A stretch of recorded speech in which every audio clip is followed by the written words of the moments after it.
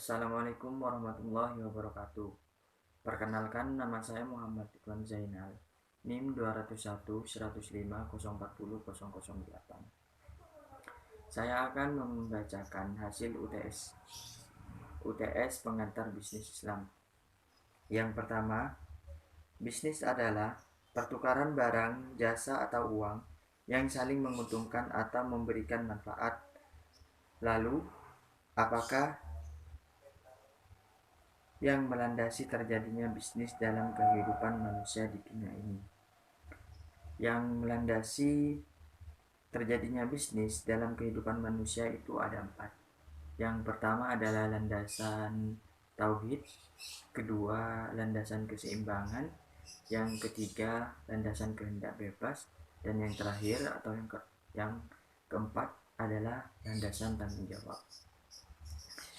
Dan yang selanjutnya, sebutkan ayat-ayat yang berkaitan dengan bisnis atau tijarah,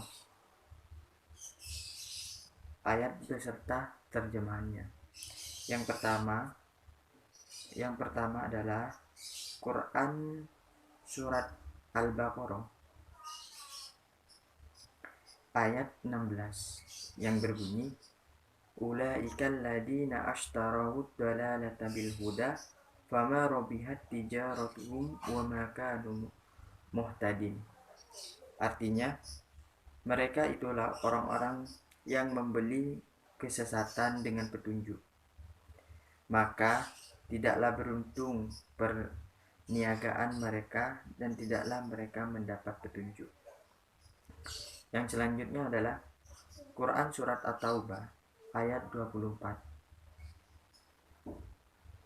yang berbunyi, Qul in kana aba'ukum wa abna'ukum wa ikhwanukum wa azwajukum wa asiratukum wa amwat taraftuha wa tijaratu tahshawna kasadaha wa masyakinu tardawnaha ahabba ilaikum minallahi wa rasulih wa jihadi fi sabilih wa tarabbasu hatta yatiyallahu bi amri wallahu la yahdil qaumal fasyikin. Artinya,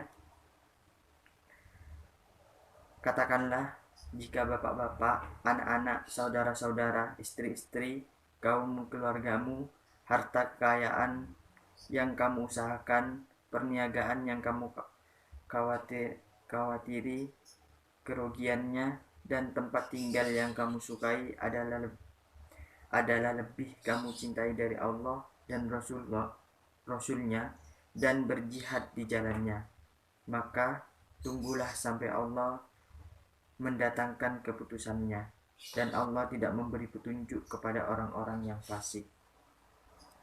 Dan selanjutnya Quran surat Fatir ayat 29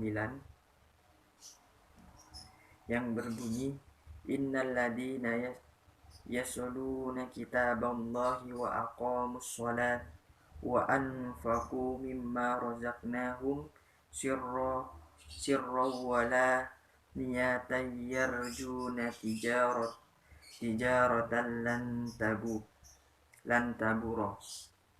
Artinya, sesungguhnya orang-orang yang selalu membaca kitab Allah atau Al-Quran dan melaksanakan sholat dan menginfakkan sebagian rezeki yang kami anugerahkan kepadanya dengan diam-diam dan terang-terangan, mereka itu mengharapkan perdagangan yang tidak akan rugi. Selanjutnya Quran surat As-Saff ayat 10 yang berbunyi, ya ayyuhalladzina amanu hal adulukum ala tijarati tunjikum man adabin alim. Artinya, wahai orang-orang yang beriman, maukah kamu aku tunjukkan suatu perdagangan yang dapat menyelamatkan kamu dari azab yang pedih. Selanjutnya Quran surat As-Saff ayat 11 yang berbunyi, tu'minuna billahi wa rasulihi wa tujahiduna fi sabilillahi bi amwalikum wa anfusikum dzalikum khairul lakum in kuntum ta'lamun.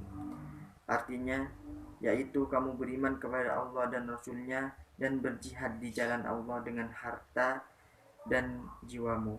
Itulah yang lebih baik bagi kamu jika kamu mengetahui.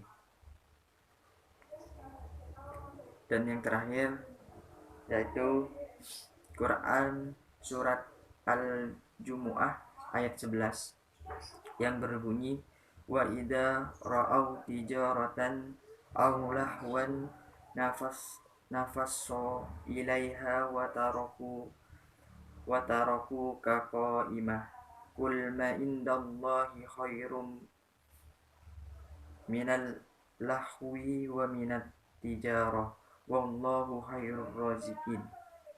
Artinya, dan apabila mereka melihat perdagangan atau permainan, mereka segera menuju kepadanya dan mereka tinggalkan engkau, Muhammad, sedang berdiri atau berkhotbah. Katakanlah, apa yang ada di sisi Allah lebih baik daripada permainan dan perdagangan, dan Allah memberi rezeki yang terbaik. Dan soal nomor 3 yaitu sebutkan dan jelaskan perbedaan bisnis Islami dan non-Islam, minimal 15 perbedaan. Buatlah tabel yang bagus dan menarik serta mudah dipahami. Saya akan menjawab karakteristik perbedaan bisnis Islam dan non-Islami dari segi karakteristik. Karakteristik asas Islam, akidah Islam, sedangkan non-Islam sekularisme. Motivasi Islam, nilai-nilai transendental, dunia dan akhirat, sedangkan non-Islam nilai-nilai materialisme dan hanya dunia. Orientasi Islam, profit dan benefit, keberlangsungan, pertumbuhan, keberkahan, sedangkan non-Islam profit, pertumbuhan, keberlangsungan. Etos kerja Islam, bisnis bagian dari ibadah, sedangkan non-Islam bisnis adalah kebutuhan duniawi. Sikap mental Islam maju dan produktif, konsekuensi keimanan dan manifestasi kemusliman, sedangkan non-Islam maju dan produktif sekaligus konsumtif, konsekuensi aktualisasi diri. Keahlian Islam cakap dan ahli di bidangnya, konsekuensi dari kewajiban seorang muslim, sedangkan non-muslim cakap dan ahli di bidangnya, konsekuensi dari motivasi, reward dan punishment. Amanah Islam terpercaya dan amanah, sedangkan non-Islam tergantung kemauan individu atau pemilik modal, tujuan menghalalkan segala cara. Modal halal di Islam, sedangkan non-Islam halal dan haram. SDM, sumber daya manusia, Islam sesuai akad kerja, sedangkan non-Islam sesuai akad kerja atau sesuai keinginan pemilik modal. Sedangkan sumber daya Islam itu halal, sedangkan non-Islam halal dan haram. Manajemen strategi Islam itu visi dan misi terkait erat dengan misi penciptaan manusia di dunia, sedangkan non-Islam visi dan misi ditetapkan berdasarkan pada kepentingan material. Manajemen Islam jaminan halal setiap input, sedangkan non-Islam tidak ada jaminan. Operasi Islam proses dan output produktif Islam halal bagi setiap input. Itu non-islami halal bagi setiap input, proses dan output, mengedepankan produktivitas dalam koridor manfaat. Manajemen keuangan Islam jaminan halal bagi setiap masukan, proses dan keluaran keuangan. Sedangkan non-Islam tidak ada jaminan halal bagi setiap masukan, proses dan keluaran keuangan. Manajemen pemasaran Islam pemasaran dalam koridor jaminan halal, sedangkan non-Islam pemasaran menghalalkan segala cara. Manajemen sumber daya alam Islam profesionalisme dan berkepribadian Islam sumber daya manusia adalah pengelola bisnis tergantung jawab pada diri majikan bertanggung jawab pada diri majikan dan Allah Subhanahu wa taala. Sedangkan sumber daya manusia non-Islam profesional sumber dayanya adalah faktor produksi sumber daya manusia bertanggung jawab pada diri dan majikan. Dengan landasan sekularisme yang bersidikan pada nilai-nilai material, bisnis non-Islam tidak memperhatikan aturan hukum mana itu yang bisnis halal dan bisnis haram. Dalam setiap perencanaan, pelaksanaan dan segala usaha dilakukan dalam meraih tujuan-tujuan bisnis. Dan yang nomor 4, dalam transaksi bisnis Islam, embrio kepercayaan dimulai dengan melaksanakan transaksi atau akad yang sesuai dengan Al-Quran dan hadis. Segala pelaksanaan transaksi tersebut bertujuan untuk meniadakan angka penipuan, pengsengketaan, ataupun segala macam dampak negatif dan yang timbul dari suatu transaksi. Jelaskan apa yang dimaksud dengan akad atau akal. Al-akal adalah transaksi dan kesepakatan atau komitmen dengan konotasi istisat itu tertentu tidak akan terjadi kecuali di antara dua pihak yang saling berakad. Al-aqd adalah salah satu jenis tasyarruf atau perilaku yang bersifat alwiyah yang kehendaknya berasal dari kedua belah pihak. Adapun tasyarruf yang kehendaknya berasal dari satu pihak saja bukan merupakan al-aqd. Karena itu setiap al-aqd merupakan tasyarruf, namun tidak semua tasyarruf merupakan al-aqd. Abu Bakar menyatakan al-aqd adalah apa yang diakadkan atau diwajibkan oleh orang yang berakad atas suatu perkara yang harus ia lakukan atau ia akadkan terhadap orang lain untuk melakukannya dalam bentuk mengharuskan atau mewajibkan perkara itu kepadanya. Yang soal nomor 5, jelaskan konsep dasar uang menurut Islam. Konsep uang sendiri dalam Islam ada dua, yaitu uang adalah sesuatu yang mengalir di mana uang harus berputar terus-menerus sehingga dapat mendatangkan keuntungan yang lebih besar. Semakin cepat uang beredar, maka semakin banyak pendapatan yang akan didapat. Oleh sebab itu, uang harus diinvestasikan ke dalam sektor real. Uang tidak boleh disimpan atau ditimbun untuk memperkaya diri. Yang kedua, uang sebagai milik masyarakat umum, bukan monopoli perorangan. Artinya, seseorang tidak dibenarkan untuk menumpuk uang atau dibiarkan tidak produktif karena dapat menghambat jumlah uang yang beredar dan harus selalu diputar untuk usaha uang yang harus berputar akan menjaga stabilitas ekonomi. Nomor 6, buatlah penjelasan tentang pengertian lembaga keuangan bank dan non-bank beserta macam-macamnya. Lembaga keuangan bank merupakan lembaga yang kegiatannya menghimpun dana langsung dari masyarakat dalam bentuk simpanan, misalnya deposito, giro, dan tabungan. Macam-macamnya antara lain adalah bank umum atau konvensional dan syariah, bank perkreditan rakyat, dan bank sentral. Sedangkan lembaga keuangan non-bank adalah semua badan yang aktivitasnya di bidang keuangan, yang secara langsung maupun tidak langsung melakukan kegiatan penghimpun dana,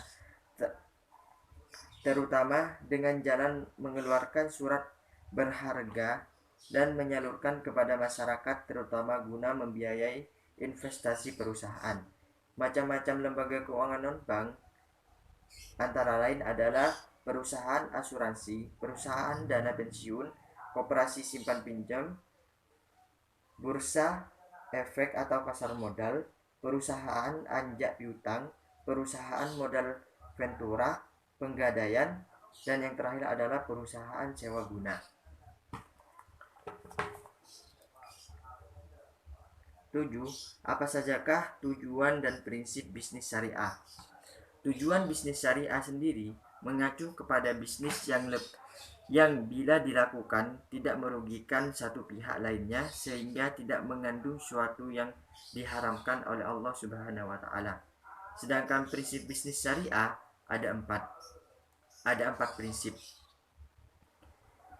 Dalam ilmu ekonomi Islam yang mesti diterapkan dalam bisnis syariah yaitu tauhid, keseimbangan, kehendak bebas, dan tanggung jawab. Jelaskan. Nomor 8, jelaskan sebanyak mungkin yang Anda ketahui tentang bank syariah. Bank syariah adalah suatu sistem perbankan yang pelaksanaannya berdasarkan hukum Islam atau syariah.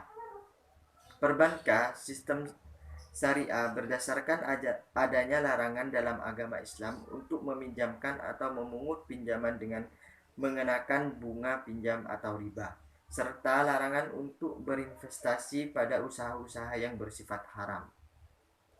Usaha-usaha yang bersifat haram.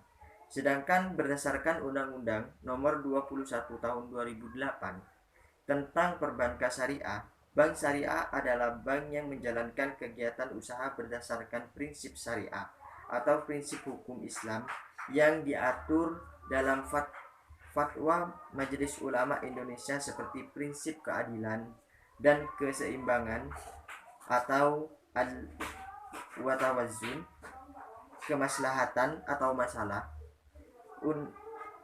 universalisme atau alamiah, serta tidak mengandung goror, masyir, riba, zalim, dan objek yang haram. Nomor 9, kepercayaan konsumen mendapatkan perhatian yang cukup besar dari pelaku bisnis. Itulah sebabnya mengapa mayoritas pelaku bisnis melakukan segala macam upaya untuk membangun kepercayaan agar bisa menjadi magnet yang bisa menjaring konsumen. Pertanyaannya adalah, apa dampak buruknya jika suatu bisnis yang dijalankan itu tidak mengedepankan kepercayaan dalam segala aktivitasnya? Jika suatu bisnis tidak mengedepankan kepercayaan dalam aktivitasnya, akan menjatuhkan kredibilitas perusahaan yang berakibat lanjut pada kekhawatiran tekanan bisnis terhadap kemungkinan akan terseret dalam kasus hukum atau dirugikan secara ekonomi, dan secara internal akan terjadi hilangnya rasa hormat atau respek dari karyawan terhadap atasan dan berakibat lanjut pada turunnya etos kerja karyawan.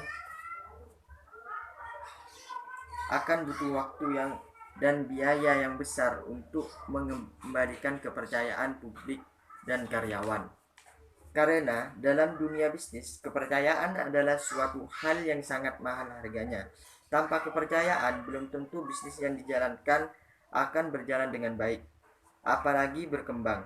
Makanya membangun kepercayaan menjadi hal yang amat amat kurisal dalam bisnis.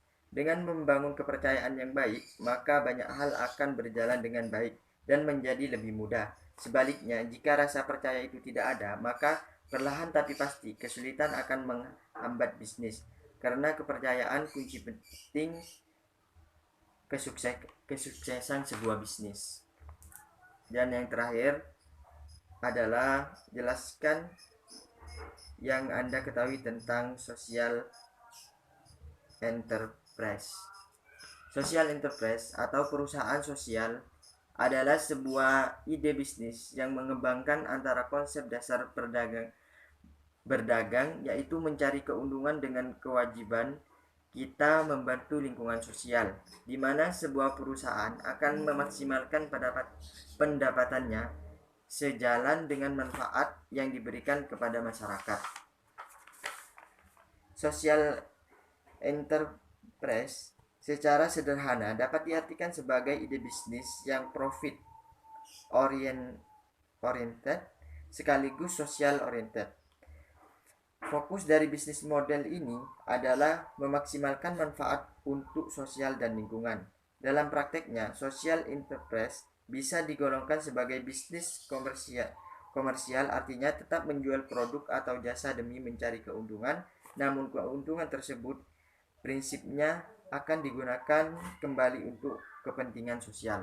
Mungkin hanya itu yang dapat saya sampaikan, kurang lebihnya mohon maaf bila ada salah-salah kata dari saya atau salah dalam pembacaan, saya mohon maaf. Kurang lebihnya, assalamualaikum warahmatullahi wabarakatuh.